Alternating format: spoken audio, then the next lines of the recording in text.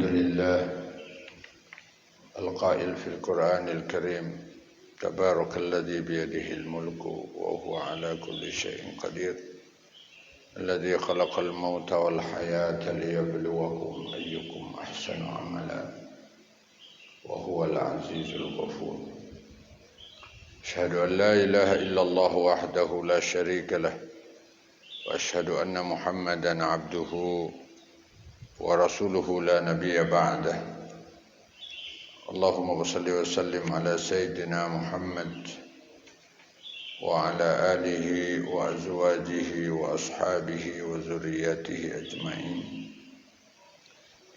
رب اشرح لي صدري ويسر لي أمري واحلل عقدة من لساني يفقهوا قولي واجعل لي وزيرا من أهلي ومن صالح عبادك إنك على كل شيء قدير وبالإجابة جدير ربي زدني علما وارزقني فهما برحمتك يا أرحم الراحمين. Kata-kata minal aidin wal faizin. Sebenarnya kata itu berangkat dari kita kembali. Sebenarnya kembali apa? Ada dua pengertiannya itu. Ya, yang dimaksud oleh guru-guru kita, para ulama kita dulu yang mengungkapkan kata itu. Ya. Yang pertama minal aidin itu kembali kita bisa makan siang, makan pagi. Kembali kita bisa sarapan. Itu makna yang apa namanya, yang tidak terlalu substansi. Sebenarnya yang lebih substantif itu adalah kembali kita memiliki tiket untuk masuk surga, atau bahasa singkatnya kembali kita menjadi pemilik kartu identitas surgawi. Kenapa kok dibahasakan kembali? Karena dulu memang orang tua kita, nenek moyang kita diciptakan oleh Allah di surga. Kita dulu punya penduduk surga, Pak. Punya daftar surga. Lah ketika kemudian kita taat melaksanakan perintah Allah, maka identitas itu kembali. Karena yang membuat kita keluar dari daftar surga itu karena kemaksiatan, ketidaktaatan terhadap perintah Allah. Orang tua kita Nabi Adam alaihissalam dikeluarkan oleh Allah karena dia tidak taat perintah Allah. Ya. Dia terjerumus mengikuti hawa nafsunya. Padahal Allah sudah mengatakan apa? Mengatakan apa? Wala taqraba hadhihi sajarata fatakuna minal zalimin. Allah pesan betul kepada Nabi Adam dan istrinya Hawa. Neng berdua itu jangan sampai mendekati pohon itu. Mendekati aja dilarang oleh Allah. Malah dimakan buahnya. Ya. Fa'azallahuma asyaitanu anha fa'akhrajahuma mimma kana fi. Ya, digoda oleh iblis, ditergelincirkan oleh iblis, dibuat lupa oleh iblis, akhirnya mengikuti ego nafsunya. Akhirnya apa? Dikeluarkan oleh Allah dari penduduk surga. Nah, kita kembali taat melaksanakan perintah Allah dengan fadilah itulah, maka kemudian apa? Kita berhak mendapatkan tiket kembali. Makanya puasa itu salah satu salah satu di antara rukun Islam yang 3 yang sangat berpengaruh. Ya, itu tidak ada syarat yang harus harus punya kaya baru bisa melaksanakan. Ya. Nah, ketika kita sudah kembali, maka frekuensi ini kita harus pertahankan. Ya. Jangan sampai kita balik lagi. Ya, dikeluarkan lagi oleh Allah dari daftar tetap penghuni surga. Walaupun kita belum, tapi kita sudah mendaftar secara tetap tuh. Orang yang taat kepada Allah, ya. Orang yang apa? Al-muttaqin itu, dia aiduna, kembali dia memiliki apa? Daftar tetap untuk mengisi surganya Allah. Makanya kemudian Nabi kita Muhammad berani mendeklar, ya, bahwa setiap umat Muhammad pasti masuk surga, ya. Illa man aba, kecuali yang tidak mau. Ya. Qila wa man ya'ba ya Rasulullah, man ata Allah dakhala al-jannah wa man lam yuti'la faqad aba. Yang taat melaksanakan perintah Allah, itulah orang yang mau masuk surga. Itulah yang mempertahankan daftar tetapnya. Kalau bahasa kita. Tapi kemudian waman asallah waman lam yuti'illah faqad aba, berarti dia enggak mau masuk surga. Nah, itu makanya kita minal aid. Mudah-mudahan Allah Subhanahu wa taala memberikan kita kemampuan untuk mempertahankan ini semua, ya. Apa saja yang harus kita persiapkan untuk kemudian apa? Menghadapi sesuatu yang pasti yang disebut oleh Allah al-yakin. Maka apa saja yang harus kita persiapkan kalau kita pasti semuanya kembali ke Allah. Wa ilallahi turja'un. Kita semua akan kembali ke Allah dan itu sebuah kepastian. Apa yang sudah kita persiapkan? Makanya ada seorang dalam riwayat itu, ada Nabi menjelaskan tentang as-sa'ah, tentang hari kiamat dalam khutbah Jumatnya dalam sebuah riwayat. Sahabat semuanya pernah nangis, Abu Bakar nangis, Umar nangis, Ali nangis, yang sahabat-sahabat senior itu pada nangis. Cuman ada yang namanya dalam kehidupan sosial itu ada aja yang bedegul. Bahasa saya ini bedegul, ya. Ada seorang Arabi, orang Badui, ikut dalam khutbah, dia udah beriman, ikut dalam khutbah. Orang lain pada nangis, dia malah nyengir-nyengir. Nabi sudah menceritakan tentang kiamat akan terjadi. Kiamat itu kan dibagi dua, ada kiamat sugro, ada kubro. Udah dibabat habis penjelasannya oleh Nabi. Sampai apa? Dampaknya itu sahabat semua nangis. Malah yang bedegul ini malah, orang ngapain sih pada nangis?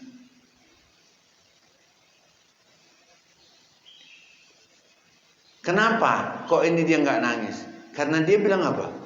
Rasul kan tidak menjelaskan kapan tanggal kejadiannya kiamat. Kalau dia sudah menjelaskan tanggalnya kapan, makanya kemudian gara-gara itu dia di tengah Nabi lagi berkhutbah, Pak.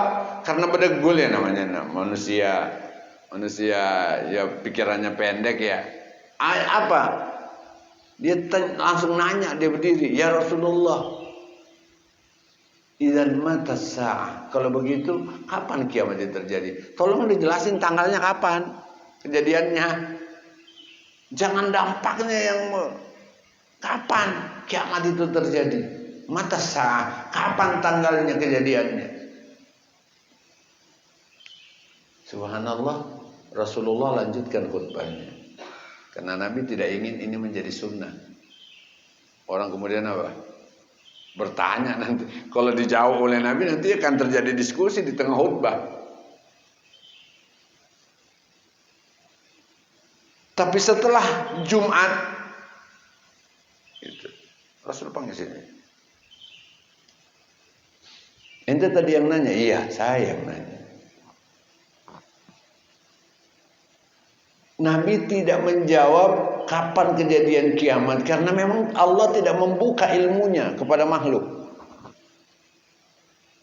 Kan itu sudah kita pahami dalam diskusi antara Nabi Muhammad dengan Jibril ketika Jibril datang untuk mengajarkan nilai agama. Gitu kan? Pernah itu terjadi diskusi antara Jibril dengan Nabi Muhammad yang datang seorang kata Umar, kami nggak tahu parasnya cakep putih, dia sandarkan pahanya ke paha Nabi, dan setelah itu dia bertanya, ya, mal iman, itu kan terjadi diskusi. Ketika malaikat ini bertanya, mata sa'ah, qala Allahu wa rasuluhu anta a'lam. Kayaknya yang bertanya lebih tahu dari yang ditanya. Akhirnya Jibril merubah karena dia juga nggak tahu sebenarnya. Ya kan? Allah belum menurunkan ilmunya tentang kiamat terjadi. Maka Nabi kemudian apa? Mengarahkan pertanyaannya kepada yang lebih substansial. Apa bro?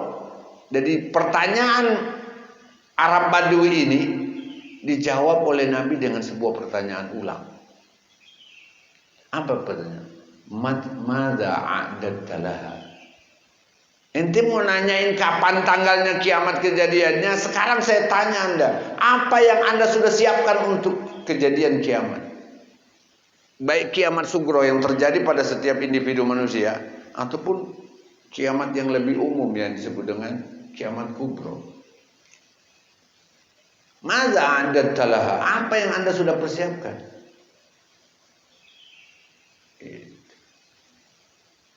Maka inilah yang harus kita jawab dalam ta'lim kita kali ini, dalam muqaddimah, dalam pembukaan pengajian setelah kita vakum dalam bulan puasa. Ya. Setelah kita bulan puasa vakum menyambut Idul Fitri. Apa yang Anda sudah persiapkan?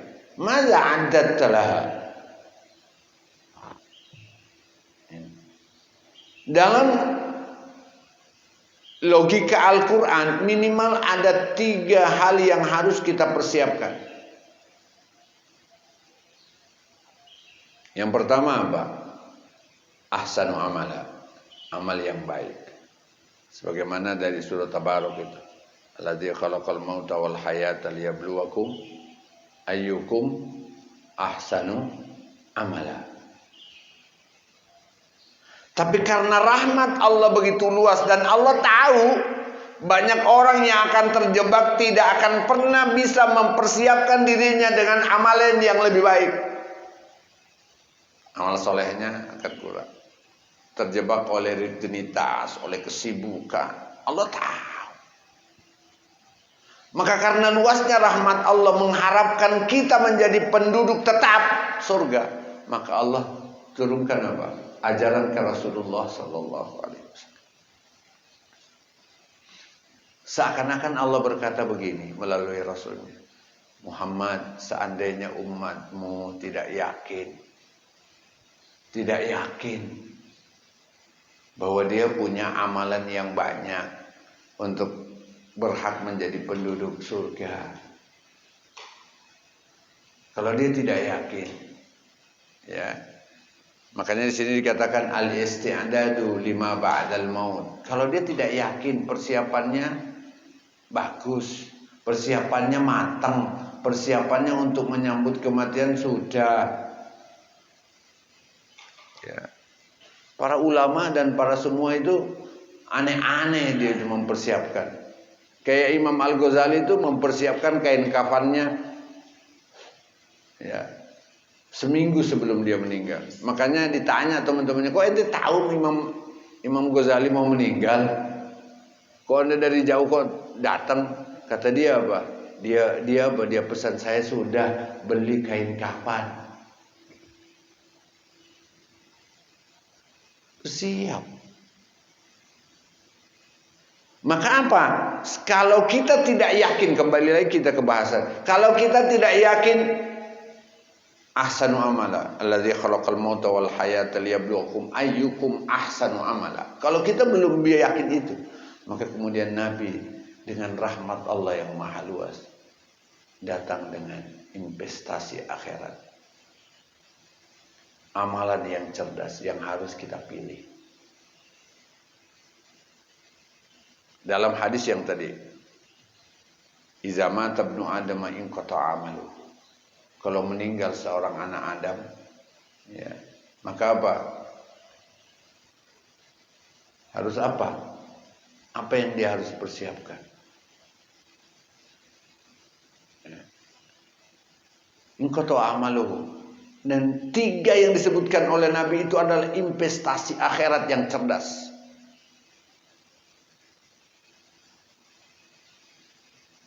Ya. Iza mata ibnu Adam inqatama illa min salasin. Yang pertama, kalau kita tidak yakin nih amalan kita ini cukup ketika kita berjumpa dengan Allah, ketika kita dihisab oleh Allah, maka pilih salah satu di antara 3. Yang pertama adalah sedekah jariyah. Siapkan mesin ATM amal. Itu kan mesin ATM amal, Pak, yang tidak akan pernah berhenti. Bukan cuma punya kartu, tapi punya mesinnya. Bukan cuma kartu amal, tapi mesin ATM amal.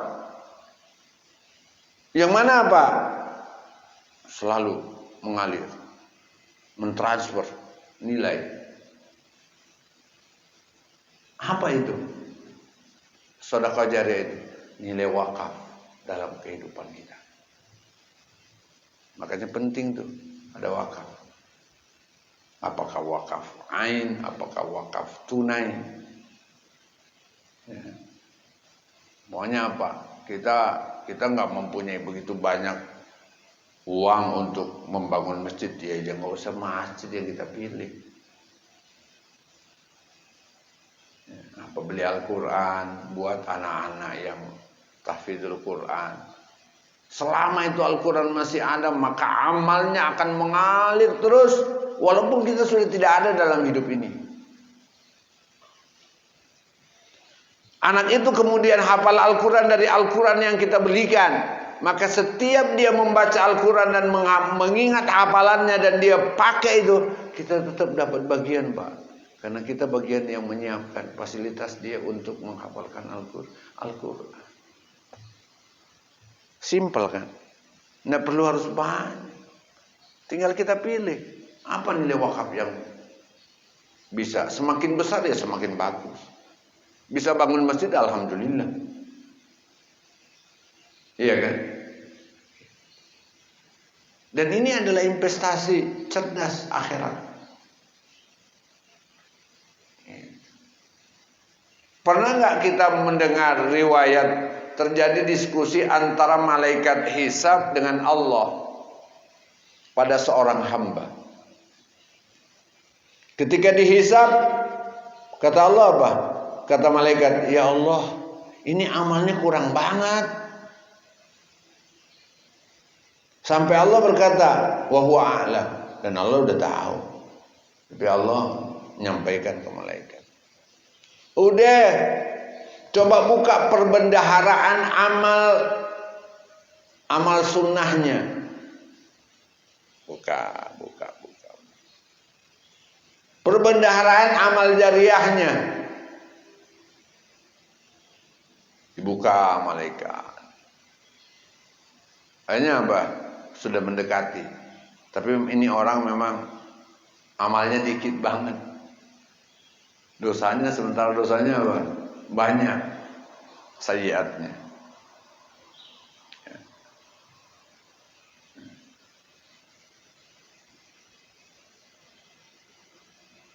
Akhirnya apa? Kata Allah, ini keistimewaan puasa Ramadan. Kata Allah, coba buka terakhir perbendaharaan amal. Jadi disuruh buka amal-amal jariyah itu. Wah, kumpulan kirimannya, transferannya apa? Amal jariyahnya. Nah, makanya kita cerdas memilih. Saya kalau nggak yakin nih amal saya bisa, ayo pilih. Ya, amal jariyah yang kemudian apa?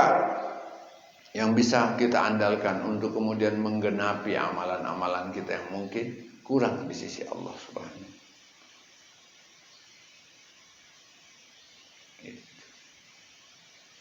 Mudah kira-kira. Ya. Jadi jangan sampai seperti yang terjadi dalam Al-Quran dan kemudian Allah dalam diceritakan dalam surah Yasin, ya, kita berhujat sama Allah padahal apa? Padahal kita tidak punya apa-apa. Gitu. Kan pernah tuh terjadi dalam sebuah riwayat, dan ini bisa dilihat di dalam tafsir Ibnu Katsir, dalam berbagai macam ilmu tafsir, Ad-Durrul Mansur, di As-Suyuti dan sebagainya. Apa itu? Nanti kita akan berhujat sama Allah, ya Allah, orang-orang jahat, al-mujrimun, orang-orang jahat berkata kepada Allah, ya Allah, ini enggak adil, ente sudah janji untuk tidak mengazab kami, tidak menzolimi kami. Kata Allah, iya, saya tidak menzolimi. Loh kenapa kok yang nyatat amal kami itu orang eksternal? Kenapa bukan dari dalam? Yang jadi saksi itu dari dalam. Kenapa harus faktor eksternal? Kami tidak terima. Makanya nanti diungkap itu. Terjadi itu diskusi panjang antara orang mujrimin dengan malaikat Raqib dan Atid. Kata malaikat Raqib, ente lakukan ini begini-begini. Kata orang mujrimin, enggak, ente bohong wahai malaikat Raqib. Makanya Nabi kemudian ketawa, nih orang nggak punya modal tapi berani menghujat Allah. Nabi suatu saat ketawa, makanya dia, ente kok nggak nanya kenapa saya ketawa? Oh iya ya Rasulullah, kenapa? Kata sahabat, oh iya Rasulullah, kenapa Anda ketawa? Ini nih orang kagak punya modal tapi sombong di hadapan Allah. Akhirnya Allah apa? Buat saksinya itu bukan dari faktor eksternal, tapi dari dirinya sendiri. Al-yauma nakhtimu ala afwahihim wa tukallimuna aydihim wa tashhadu arjuluhum bima kanu. Itu baru kata, ayo babak belur itu. Dalam ayat yang lain, lima syahidtum alaina qalu antaqana Allah alladzi antaqa kulla syai'. Wahai tangan, ngapain ente bersaksi memberatkan kami? Begitu. Makasih. Kenapa Anda kok bersaksi memberatkan kami di hadapan Allah? Kata tangan, Allah yang membuat kami ngomong. Gara-gara ente sih bertanya, ya Allah, Anda nggak boleh menzolimi kami. Makanya Allah apa? Nunjuk tangan, ngomong ente apa yang ente lakukan. Wahai kaki, ngomong apa yang ente lakukan. Antaqana Allah alladzi antaqa kulla syai'. Maka kita apa? Harus cerdas nih. Luasnya rahmat Allah dengan syariat Nabi besar Muhammad sallallahu alaihi wasallam, Rasulullah mengajarkan kita investasi yang sangat cerdas. Kalau kita merasa saya sibuk dalam kehidupan dunia, saya mungkin tidak mempunyai backup amal yang cukup ketika saya. Maka apa? Ayo. Ya, apalagi yang masih muda-muda, ingat kematian itu nggak kenal tua dan muda. Kalau datang waktunya, ya dia datang. Apa yang sudah Anda persiapkan untuk malaikat maut datang? Dan ingat, malaikat maut itu nggak bakalan salah. Dalam sebuah riwayat ternyata Pak, 40 hari sebelum kita meninggal, malaikat maut itu udah ngikutin Pak. Jadi jangan ntar malaikatnya salah karena kebanyakan tugas. Nggak mungkin. Iya, nggak mungkin Pak. 40 hari kita udah diikutin Pak. Makanya kemudian biasanya ada tanda-tanda tuh, ada kadang-kadang tanda orang yang sudah mau meninggal itu ada sebenarnya apa? Tanda dari perilakunya. Kenapa? Karena dia udah sebenarnya diintai. Tiap pagi tuh sebelum dia keluar, malaikat maut udah nungguin mau kemana dia. Kan sebuah riwayat. Jadi jangan ada pikiran, kali malaikat monster salah dia. Nggak bakalan. Maka kita yang harus cerdas. Kalau amal jariah juga kita tidak punya, amal sedekah jariah kita nggak punya, wakaf tunai, wakaf ain kita nggak punya nilai itu. Allah melalui Rasulnya berkata, pilih yang kedua, cetak anak soleh. Karena anak soleh itu adalah sebenarnya mesin ATM amal. Awaladin solehin yad'u lahu. Berapa banyak dalam riwayat itu orang tua yang diselamatkan oleh doanya anak. Ya. Dan kalau kita lihat di dalam kitab Ar-Ruh, setelah kita meninggalkan, sebenarnya yang meninggal itu cuma fisik, Pak. Kalau rumah nggak ada matinya. Nggak ada kan riwayat mengatakan rohnya mati, nggak ada. Dicabut ruhnya, dipisah antara raga, akhirnya raganya yang mati. Ya. Karena roh itu apa? Benda luar yang masuk ke dalam raga untuk memberikan fungsi.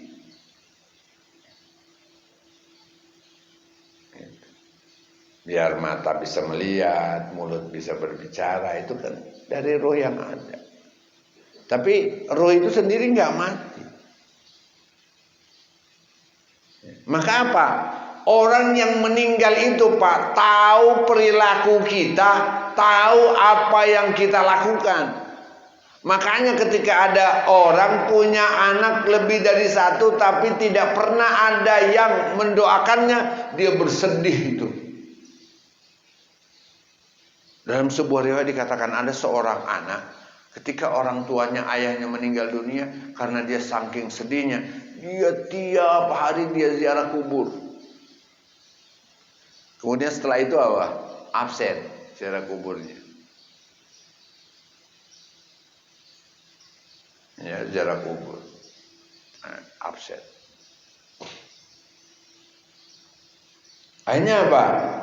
Kemudian setelah jeda beberapa waktu lama, dia datang lagi kuburan. Oleh Allah Subhanahu wa ta'ala, ini orang yang bercerita nih dalam riwayat itu berkata, kok saya kayak tertidur di atas pusara ayah. Dan saya kemudian apa? Melihat kuburan ayah saya itu membelah. Dan saya lihat ayah saya lagi duduk. Ini makaromah aulia.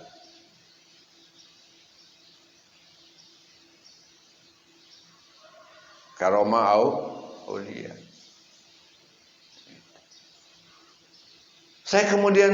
Dia kemudian berkata, wahai anakku, kenapa anda kok sekarang apa? Menjauh dari ayah. Apa yang menyebabkan anda? Akhirnya anaknya menjawab, ayah mohon maaf saya begini. Akhirnya anaknya bertanya lagi, ayah emang ayah tahu saya datang? Emang ayah dengar? Pertanyaan biasa. Sebenarnya pertanyaan ini bukan untuk orang yang bertanya. Pertanyaan ini untuk kita sebenarnya. Emang ayah dengar? Emang ayah lihat? Emang ayah tahu? Ya tahu. Sebelum anda menyeberangi jembatan yang ada di depan sana, jembatan sebelum masuk pemakaman, TPU. Ya. Apa kalau makam itu apa? TPA ya? Hah? TPU ya? Sama. Ya. Emang saya tahu sebelum anda nyebrang itu anak tahu ente datang, dan saya juga baru akan luput dari pandangan ayah kalau anda udah melewati jembatan. Kalau pulang, saya lihat. Dan apa Semua orang yang ada di sekitar saya kalau Anda datang, semuanya, ini makam-makam yang ada nih, ibaratnya kuburan-kuburan yang ada di sini, semuanya bersenang. Kenapa? Karena dia senang nilai doa yang engkau kirim untuk mereka. Allahumma gfir lil muslimin wal muslimat. Jadi menunggu orang tua kita itu. Dan jadilah orang soleh buat orang tua kita, supaya anak kita menjadi soleh buat kita. Rada susah kita membentuk, mencetak anak soleh kalau kita tidak soleh, Pak. Makanya itu Nabi bersabda, birru aba'akum tabarru lakum abna'akum. Berbaktilah kamu kepada orang tuamu, nanti Allah mentakdirkan membalas baktimu dengan menciptakan anakmu berbakti sama kamu.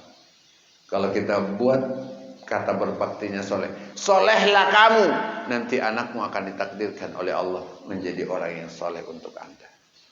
Solehlah kamu untuk orang tuamu, nanti anakmu akan menjadi orang soleh untukmu yang akan mendoakan.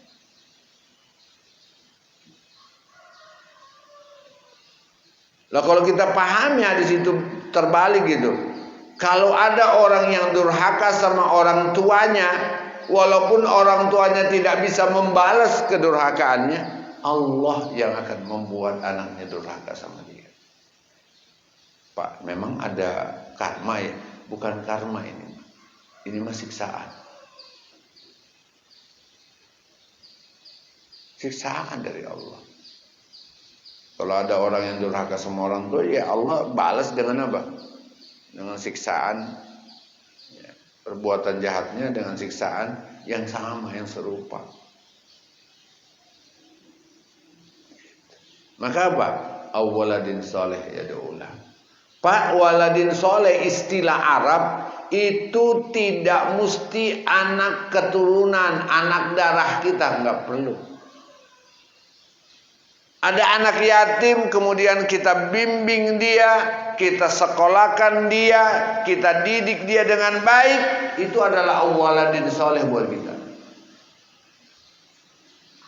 Karena Nabi tidak mengatakan au ibnin soleh. Kalau ibnin itu harus anak yang sedarah. Tapi Allah mengatakan apa? Au waladin soleh yad'ulahu. Anak yang kedudukannya kayak anak yang kita didik, anak yang setelah dia kita udah nggak ada, dia dewasa, dia mendoakan, itu waladin soleh buat kita. Ya. Maka kemudian logikanya kembali ke ilmu fikih. Apa kalau mau mendidik? Ya al-aqrab fal-aqrab. Saudara-saudara kita yang dekat, lihat ada nggak ya yang bisa saya nggak punya nih, atau saya masanya udah lewat, anak-anak saya mah udah susah umpamanya gitu ya. Ada, lihat di keluarga kita ada nggak yang bisa anaknya dididik untuk menjadi anak soleh, kita pesantrenin, kita sekolahin, kita didik dia, kita yang biayain. Maka nilai biaya itulah mengangkat kita, menjadikan dia anak soleh buat kita, waladin soleh. Maka kalau dalam bahasa Inggrisnya itu apa? Ada children, ada son, ya, ada boy. Boy itu pokoknya semua anak kecil kita sebut boy, walad. Tapi kalau anak keturunan kan son, ibnun. Ya, maka untung banget Allah melalui redaksi nabinya tidak membatasi harus ibnun. Kasihan orang yang tidak punya keturunan, nggak punya peluang kan. Tapi rahmat Allah, kita tidak punya keturunan, tetap kita punya peluang untuk mengangkat anak soleh. Karena Rasul tidak mengatakan harus anak sedara yang disebut dengan waladin soleh. Kalau investasi cerdas yang pertama kita nggak bisa, yang kedua kita juga luput. Atau nggak bisa, saya mah pengen sih nyekolahin anak yang membutuhkan pendidikan, tapi kan saya juga nggak mampu. Maka apa? Nilai yang ketiga, lihat ke diri kita. Betul, kita setiap orang itu mempunyai keistimewaan. Likulli syai'in maziyah. Segala sesuatu itu likulli nafsin maziyah. Segala sesuatu punya keistimewaan. Maka lihat ke diri kita. Kalau kita punya keistimewaan, ajarkan keistimewaan kita itu yang bisa mendatangkan manfaat untuk orang lain. Jangan kemudian apa? Selalu kita berpatokan yang tinggi. Wah, yang disebut ilmu itu kan teorinya begini-begini. Enggak. Yang simpel-simpel Pak ngajarinnya. Karena Imam Ali mengajarkan kita, ya, nilai penghormatan kepada ilmu, kepada guru itu. Subhanallah. Siapa yang mengajarkan saya satu huruf, kata Imam Ali, sirtu lahu abdan. Aku akan menjadi hamba yang akan mendoakan, yang akan memuliakan. Dan dalam riwayat yang lain, Imam Ali itu cuma diajarin cara bagaimana membelah kayu. Saat dia jadi khalifah, orang yang mengajarin belah kayu itu lewat Pak, jalan kaki. Apa? Sementara Imam Ali apa? Kendaraan. Kalau di kita kendaraan dinas. Ya gitu. Turun Pak, berhenti, turun menghormatin. Kata pengawalnya atau temennya yang nemenin, ya Amirul Mukminin ada apa? Itu guru saya. Turun, menghormatin. Apa kabar guru? Sehat. Padahal apa? Yang dianggap guru itu cuma ngajarin belah kayu. Kenapa? Karena belah kayu itu bermanfaat. Itu adalah sesuatu yang bisa kita apa? Kita ajarkan. Au ilmin yuntafa'u bihi, itu jangan dikira ilmunya yang fantastis, ilmu-ilmu yang sederhana dalam sosial masyarakat. Selama ilmu itu mendatangkan manfaat, tidak mendatangkan madarat, kita ajarkan dan itu memudahkan orang, maka gilirannya insya Allah itu adalah investasi buat kita. Jangan pikirannya selalu tinggi. Ya kayak tadi tuh, ngambil Al-Quran, ngasih ke anak yang tahfidz Al-Quran. Sederhana kan, nggak terlalu mahal. Daripada suruh bangun sekolah, bangun masjid, itu kan sedekahnya. Ini sama juga ilmu yang sederhana. Ya, karena ilmu itu ya, banyak ragamnya, makanya kita lihat apa ya Allah, apa potensi saya. Oh iya, potensi saya ini bisa ngajarin orang masak, dan nanti kalau dia gunakan dalam kehidupannya, dia kemudian bisnis kuliner yang mendatangkan manfaat, ya saya dapat. Setiap penghasilannya dia bisa memenuhi kewajibannya, saya punya nilai. Jadi jangan disepelekan hal-hal yang sepele dan untuk diajarkan. Ya.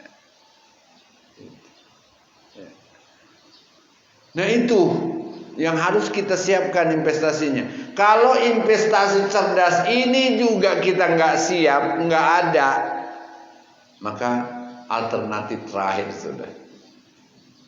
Apa yang harus kita persiapkan? Perbanyak doa husnul khotimah. Perbanyak doa husnul khatimah. Allahumma inni as'aluka husnul khatimah wa a'udzubika min syarril aqibah wa su'il khatimah. Ya Allah, saya meminta dalam hidup saya, ya Allah, Engkau tutup usia ini dengan amalan-amalan yang baik. Makanya Nabi mengatakan, man kana akhiru kalamihi la ilaha illallah dakhala al-jannah. Karena itu indikator orang husnul khotimah. Indikator husnul khotimah itu apa? Lagi berbuat baik, dipanggil oleh Allah melalui malaikat maut. Lagi sujud, itu indikasi. indikator utama tuh kalau orang itu adalah husnul khotimah. Lagi apa? Lagi taubat, ingin meninggalkan tempat. Kalau saya tinggal di daerah sini, daerah Reman, saya tetap jadi preman. Makanya saya mau taubat, mau hijrah, saya memiliki tempat yang lain. Belum beramal saja itu sudah merupakan apa? Indikasi bahwa dia husnul khotimah. Dan husnul khotimah orang itulah yang membuat dosa-dosanya dihapus oleh Allah. Makanya kita harus itu. Kalau itu juga enggak bisa, inna lillahi wa inna ilaihi raji'un.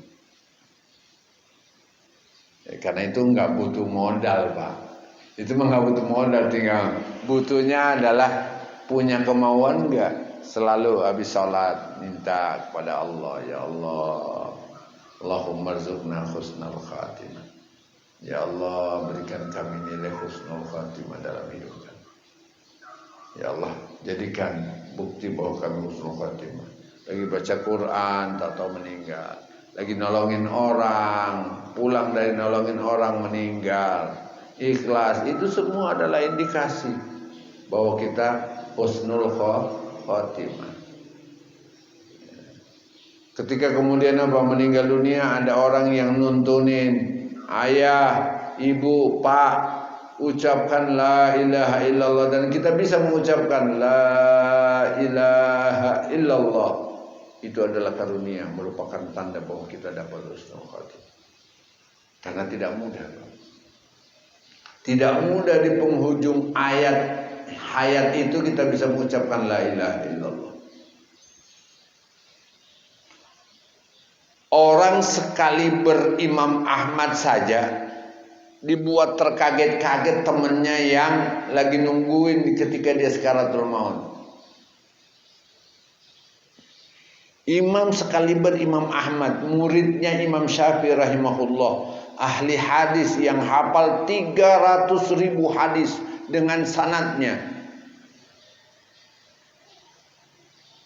Ketika meninggal dunia dia bilang apa? Pas ditalqin, la ilaha illallah. Dia bilang la.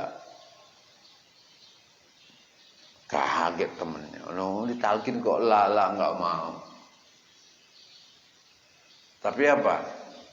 Hebatnya karena dia ulama, dia bisa apa? Bisa memperlihatkan karomahnya. Subhanallah, ketika dia sakaratul maut diberikan lagi kekuatan oleh Allah. Sebentar. Akhirnya dijelasin. Sahabatnya bertanya, Imam Ahmad, ada apa dengan anda? Kita talqin anda kalimat thayyibah, anda bilang enggak mau. Kata Imam Ahmad, sebenarnya bukan itu yang saya bilang enggak mau. Saya didatangin iblis. Ketika saya mau meninggal dunia, saya didatangin iblis. Iblis berkata begini ke saya, wahai Imam Ahmad, ente sudah ninggalin saya. Saya bilang enggak, ente tidak akan pernah rela saya tinggal. Ente akan selalu menggoda pol-polan. Makanya ketika saya mau meninggal, ente udah lagi pol-polan menggoda saya, membuat saya apa? Makanya saya bilang enggak bakalan anak ikut, enggak bakalan. Itu yang sebenarnya saya balas, bukan la ilaha illallah anda, karena ada makhluk Allah. Makanya itu pentingnya kita ditalqin la ilaha illallah ketika kita sakaratul maut. Karena orang sekali berimam Ahmad aja dapat godaannya sampai akhir. Apalagi kita gitu. Ya kali kita mah kelasnya kelas kerocok-kerocoknya iblis kali yang datang gitu ya. Kelas teriknya. Kalau kelas beratnya mah untuk ulama-ulama. Wali kalau kita mah kelas teriknya kali. Ya. Ya, dan saya ketawa itu. Pas saya membaca sebuah riwayat, saya ketawa. Hebat banget iblis itu. Ada pertemuan mingguan, Pak. Iblis itu mengevaluasi Apakah siapa yang sukses, siapa yang nggak sukses?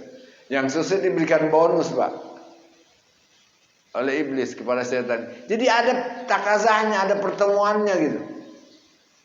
Pertemuan, gimana? Kamu udah berhasil belum godain Muhammad? Bentar lagi, dikit lagi gitu. Paling dia bilang, ya udah berapa? Begitu. Semua disebut, Pak. Ya, dari mulai kelas teri sampai kelas high class. Itu tergantung amalnya. Saya ketawa, ya Allah, saya bilang, sampai begitunya iblis ya. Rapi kerjanya iblis itu. Iblis duduk di singgasana kerajaannya, kebesarannya. Udah bagaimana? Saya berhasil membuat wanita itu berzina, selingkuh. Wah, ente bagus nih. Bonus. Mantap. Iya. Mantap ini. Begitu kata iblis.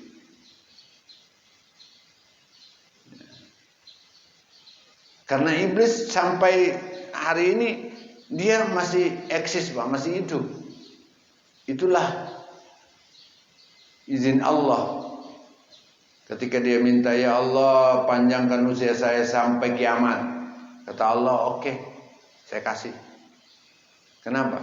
Kok Allah pede banget gitu ya? Kenapa nggak dimatiin aja itu iblis supaya umat Muhammad nggak?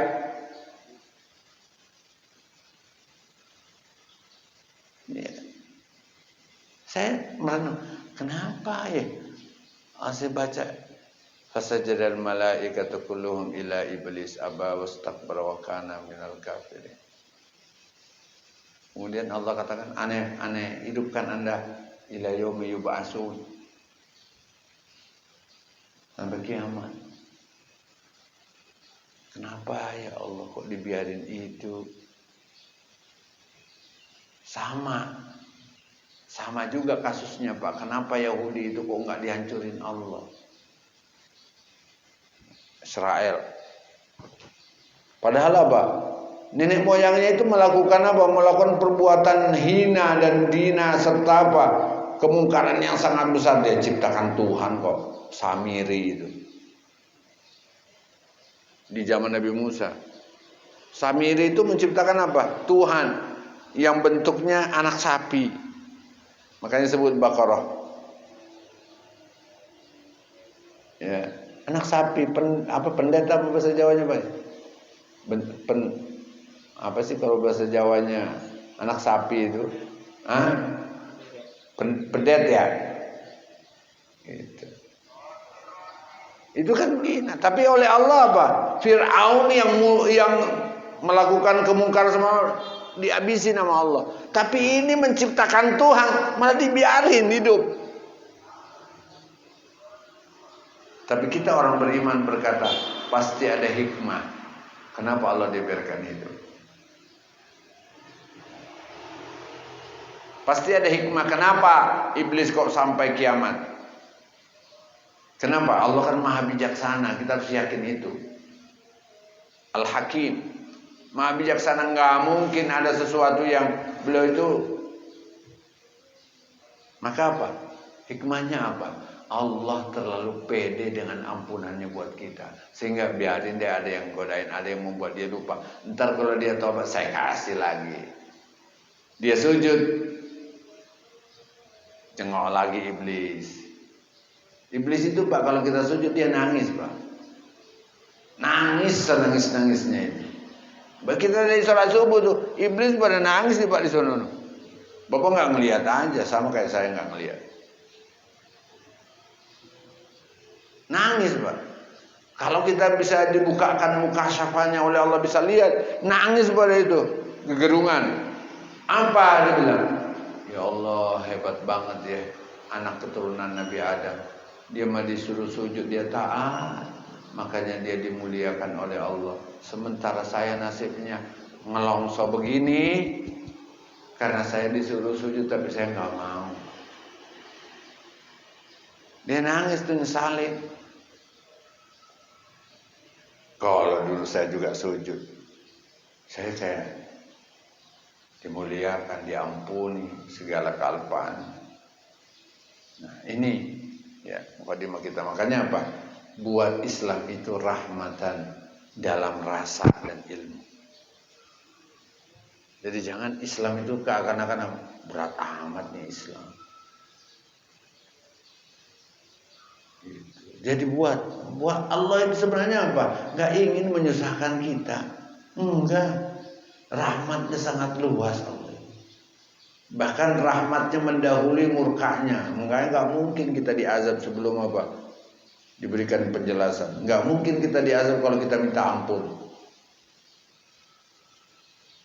Ya, maka mudah-mudahan penjelasan ini adalah mukadimah kita. Nanti besok pertemuan berikutnya kita akan kembali lagi ke bahasan zakat. Karena ini penting saya sampaikan supaya kita selalu termotivasi untuk merasakan keindahan dan kenyamanan berislam. Bangga kita menjadi umatnya Nabi Muhammad, bangga kita menjadi muslim. Kenapa Allah tetap kekalkan Yahudi sampai sekarang?